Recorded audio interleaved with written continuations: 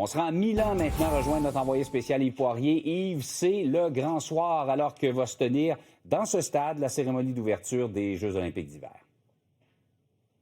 Oui, j'entendais dire tantôt, Jean-François, d'entrée de jeu, que ça va se refroidir au Québec, mais ici à Milan, les organisateurs de la cérémonie d'ouverture des Jeux olympiques d'hiver peuvent vraiment compter sur la météo. Encore une fois, aujourd'hui, magnifique journée, 12 degrés Celsius. Ce soir, ce sera dégagé d'ailleurs parce que la cérémonie débutera à 20 heures. Bon, ce matin, je suis allé voir quand même comment ça se préparait à l'emblématique stade là-bas, San Siro, qui accueille habituellement, tu le sais, le soccer, l'Inter et l'AC de Milan. Bon, beaucoup de sécurité policière. Tu peux voir les images sur le terrain. Il y a beaucoup d'employés, de bénévoles. On parle de 1200 volontaires au total qui vont s'amener tout au long de la journée. Ils ont du pain sur la planche, Jean-François. On dit que le stade sera plein. 75 000 personnes sont attendues ce soir. Et le thème, ben, c'est l'harmonie. Et d'ailleurs, ça va se dérouler, cette cérémonie, simultanément sur 4 sites. C'est une première dans l'histoire. On parle de Cortina, d'Ampezzo, ça c'est dans le nord, évidemment, Livigno, Predazzo, c'est dans le secteur des Alpes.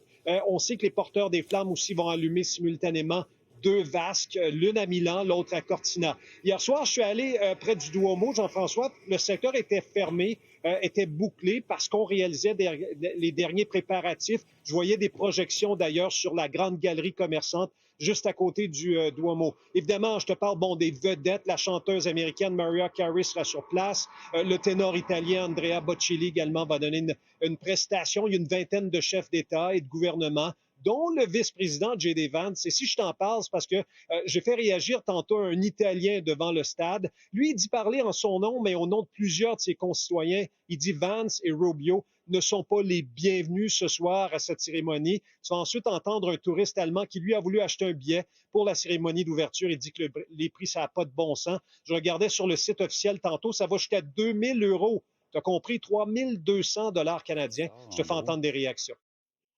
We don't like the arrival of Vice President of USA, però it's okay. J.D. Vance. J.D. Vance, Mr. Rubio, and friends. He come here with 300 bodyguards. We are not Minneapolis. When I had a look how expensive the ticket is for the open ceremony, it was about 700.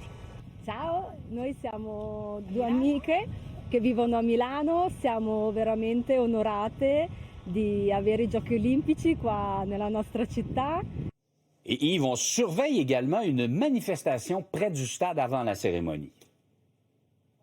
Oui, il y a eu des manifestations au cours des derniers jours de la part de Greenpeace. Là, ce sont d'autres personnes là, qui se présenteront tout près du stade ce soir pour manifester, par exemple, en faveur de logements abordables. C'est pas juste un débat à Montréal, au Québec, ça se passe ici également. Pourquoi investir autant dans les Jeux olympiques alors que les besoins sont tout autres, nous disent les Milanais. Je surveille ça tantôt. Je vais me redéplacer du côté du stade. Alors voilà pour la situation aujourd'hui à Milan.